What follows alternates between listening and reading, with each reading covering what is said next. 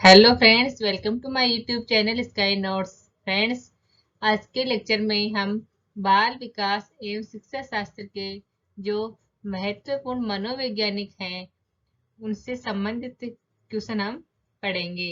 इसमें हम थॉर्नडाइक महोदय, स्किनर व इवेन पावलोव से संबंधित महत्वपूर्ण प्रश्नोत्तर देखेंगे। तो बने रहिए मेरे साथ। चलिए शुरू करते हैं। सबसे पहला क्वेश्चन है, थॉर्नडाइक मनोवैज्ञानिक थे। कहाँ के मनोवैज्ञानिक थे थॉर्नडाइक महोदय? ये थे अमेरिका के मनोवैज्ञानिक, ऑप्शन बी। आगे सेकंड क्वेश्चन है, एसआर थ्योरी अधिगम सिद्धांत किसने दिया?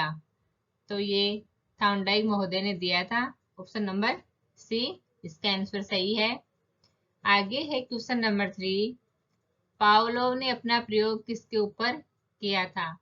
तो इवेन पावलोव ने अपना प्रयोग कुत्ते के ऊपर किया था, ऑप्शन नंबर ए इसका आंसर है।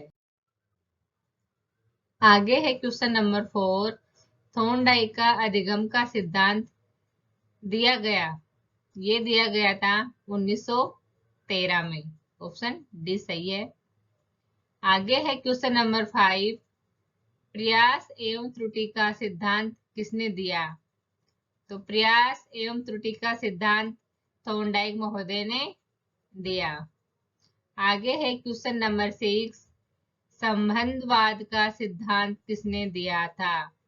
तो जो संबंधवाद का सिद्धांत था वो भी थॉर्नडाइक महोदय ने दिया था, ऑप्शन नंबर ए इसका आंसर जाएगा।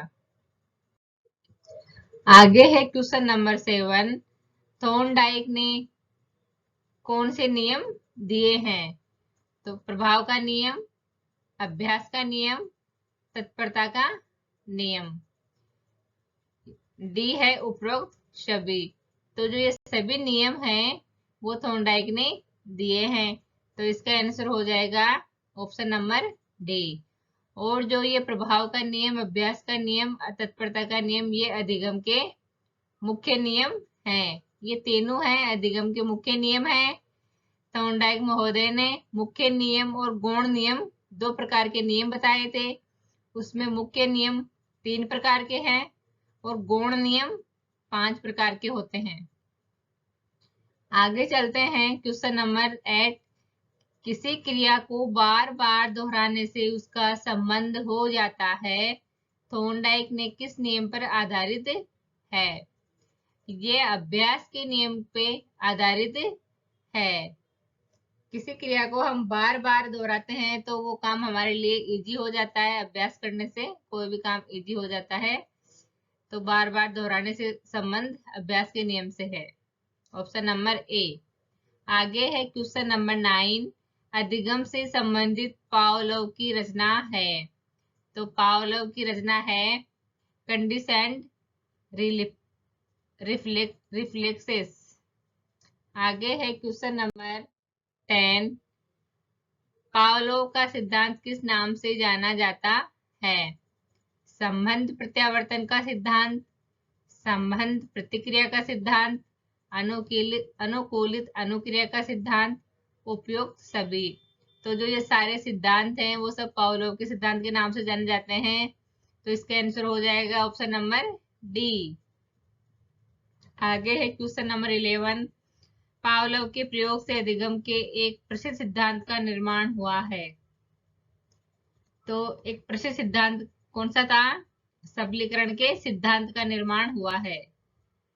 आगे है क्वेश्चन नंबर 12, अनुकूलित अनुक्रिया सिद्धांत अनुकूल पर बल देता है।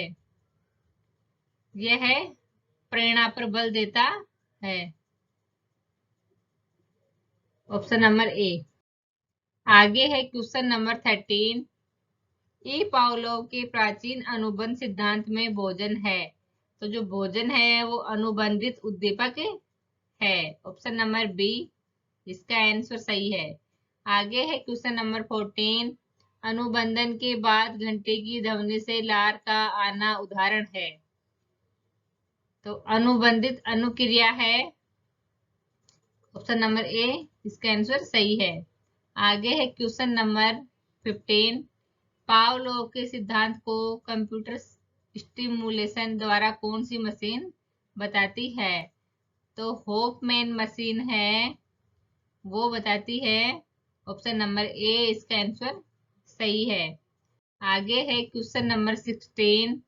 कुत्ते के साथ पावलोव के प्रसिद्ध प्रयोग में वह शब्द कौन सा था जिसका उपयोग उसे भोजन का वर्णन करने के लिए किया गया था, जिसके लिए कुत्ता स्वाभाविक रूप से लार टपकाता था? तो जो स्वाभाविक उद्दीपक था उसके लिए कुत्ता लार टपकाता था। आगे है क्वेश्चन नंबर 17। शास्त्रीय अनुबंधन में सम्मिलित होते हैं। तो ऑप्शन नंबर ए होगा इसका आंसर। एक उत्तेजक का दूसरे उत्तेजक से साहचर्य। आगे है क्वेश्चन नंबर 18। थॉर्नडाइक ने सीखने के कितने मुख्य नियम बताए हैं? तो थॉर्नडाइक ने सीखने के 3 मुख्य नियम बताए हैं। सबसे पहला अभ्यास का नियम, सेकंड तत्परता का नियम और थर्ड है प्रभाव का नियम। आगे है क्वेश्चन नंबर 19। मनोवृत्ति का सिद्धांत किसने दिया? मनोवृत्ति का सिद्धांत थॉर्नडाइक ने दिया था और ये है गौण अधिगम के गौण नियम हैं, उनमें से है मनोवृत्ति का सिद्धांत।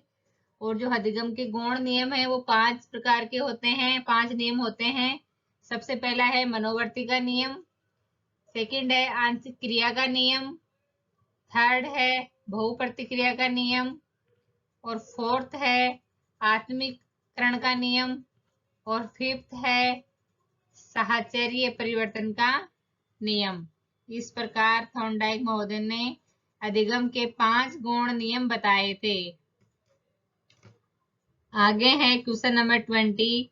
मानव व्यवहार एवं अनुभव से संबंधित निष्कर्षों का शिक्षा के क्षेत्र में प्रयोग शिक्षा मनोविज्ञान कहलाता है। यह कथन किसका है? यह कथन है स्किनर का। Option number C. आगे है क्वेश्चन नंबर 21। स्किनर किस देश के वैज्ञानिक थे? तो ये अमेरिका के वैज्ञानिक थे। आगे है क्वेश्चन नंबर 22। प्रबलन का सिद्धांत किसने प्रतिपादित किया था? तो स्किनर ने ये सिद्धांत प्रतिपादित किया था। Option number D. आगे है क्वेश्चन नंबर 23। सीखने के नियम किसने प्रतिपादित किए? तो थॉर्नडाइक महोदय ने अधिगम के नियम प्रतिपादित किए थे और जो सीखने के नियम है उनको हम अधिगम के नियम भी कहते हैं। आगे है क्वेश्चन नंबर 24। संयोजनवाद का सिद्धांत किसने दिया? तो संयोजनवाद का सिद्धांत थॉर्नडाइक ने दिया था। Option number D. आगे है क्वेश्चन नंबर 25। प्राचीन अनुबंधन सिद्धांत है, तो यह है पावलोव का। आगे है क्रिया प्रसूत का सिद्धांत किसने दिया? स्किनर ने क्रिया प्रसूत का सिद्धांत दिया था। आगे है क्वेश्चन नंबर 27। कक्षा शिक्षण में पाठ प्रस्तावना सोपान सीखने के किस नियम पर आधारित है? तो ये तत्परता के नियम पर आधारित है। ऑप्शन नंबर ए सही है इसका आंसर। आगे है क्वेश्चन नंबर 28। भूखी बिल्ली को जिस बॉक्स में बंद किया गया उस बॉक्स को कहते हैं। उस बॉक्स को पजल बॉक्स कहते हैं। ऑप्शन नंबर ए सही है इसका आंसर। आगे है क्वेश्चन नंबर 29। किस मनोवैज्ञानिक का मानना है कि कठिनाई का स्तर बढ़ाने के साथ बुद्धि का स्तर भी बढ़ता है और कठिनाई का स्तर कम करने के साथ बुद्धि का स्तर भी कम हो जाता है? तो यह है थॉर्नडाइक महोदय का मानना है। ऑप्शन नंबर ए इसका आंसर सही है। आगे है क्वेश्चन नंबर 30। बहुप्रतिक्रिया का नियम किसने दिया? तो बहुप्रतिक्रिया का नियम थॉर्नडाइक महोदय ने दिया था। ये गौण नियम है, अधिगम के गौण नियम है ये। आगे है क्वेश्चन नंबर 31। धीमी गति से सीखने वाले बालकों के अध्यापन के लिए अधिक उपयोगी सिद्धांत है। यह है थॉर्नडाइक का सिद्धांत।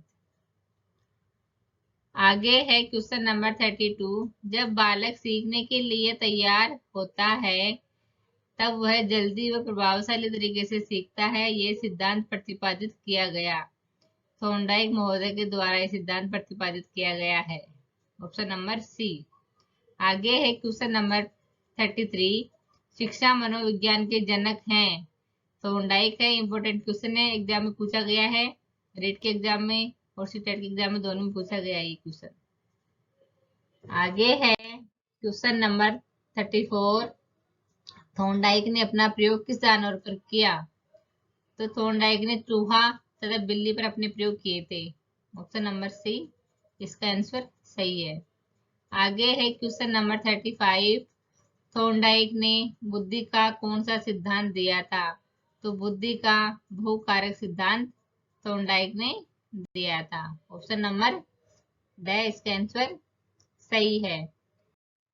तो फ्रेंड्स, ये थे हमारे 35 इंपोर्टेंट क्वेश्चन। आई होप आपको ये अच्छे से समझ में आ गए होंगे। मिलते हैं अगले लेक्चर में एक नए टॉपिक के साथ में। Thank you.